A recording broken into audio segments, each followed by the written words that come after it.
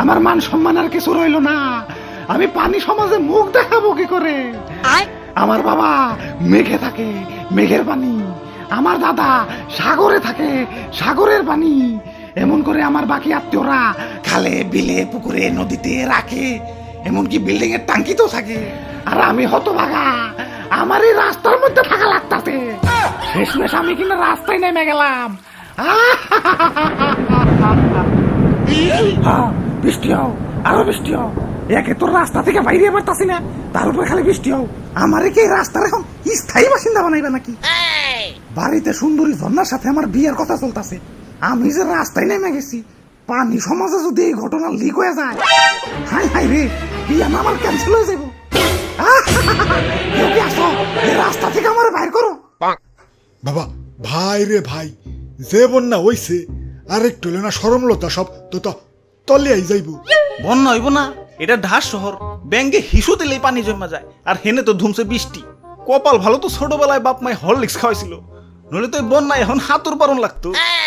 ওরে বাপুরে, কি বন্যাটাই না হইলো। ইয়া রিক্সা না অর্ধেক ডুইবা গেল।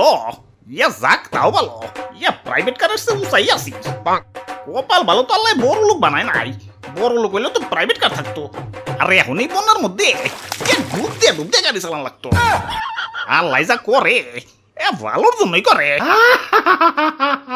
কেউ কি আসো, আমার এই রাস্তা থেকে বাইর করো। আমি তো এই রাস্তায় থাকার লোক না।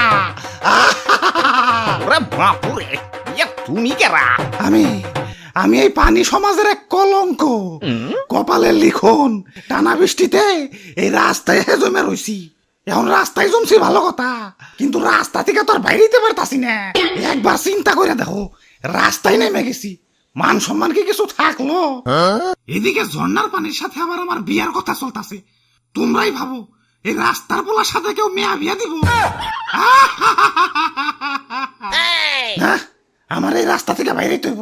এই যে ভাই, এই রাস্তা থেকে বাইরানোর কোনো রাস্তা নাই? আছে তো, ওই যে ডেরেন। ওরে বাপুরে, আবার কি হইলো? এটা কি ড্রেন? তার চেয়ে ভালো কেউ শুয়ের ভিতরে যে 2-3 বার রাউন্ড মারি। যে সিপার সিপে, একে তো সিপে, তার উপরে ড্রেনের ভিতরে পলিথিন প্লাস্টিক যে জাম বাজিয়ে দিছে। ড্রেনের ভিতরে তো ঈদের জাম লেগে গেছে। আবার কি জানি রাবারের মতো দেখতে, টান দিলে বলে সি খোদা, আমারে ফালাইছো এই রাস্তার মধ্যে ফালাইছো কেন? মাঠে ঘাটে ফালাইতে, কমসে কম খাল বিল দিয়ে তো বাইরে যেতে পারতাম। দুঃখে আমার বুক ভেসে যায়।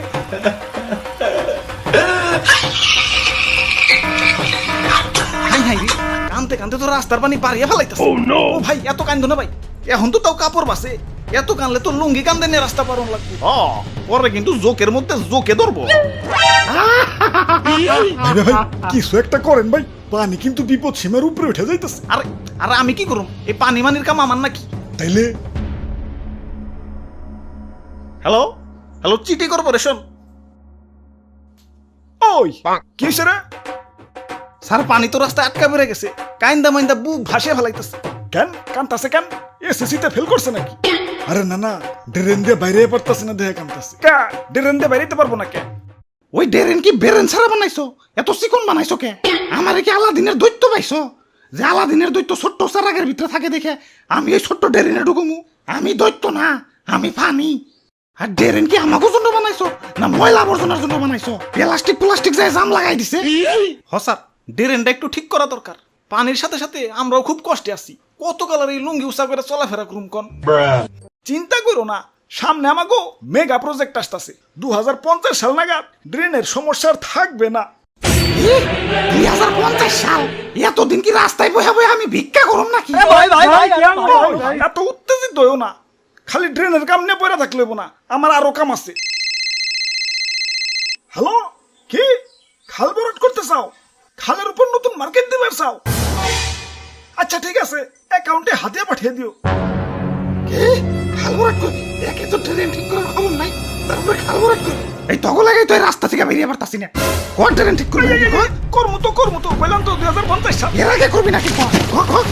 আচ্ছা 45 সাল। হ্যাঁ, আরো আগে 40 সাল। এর আগে করবি নাকি?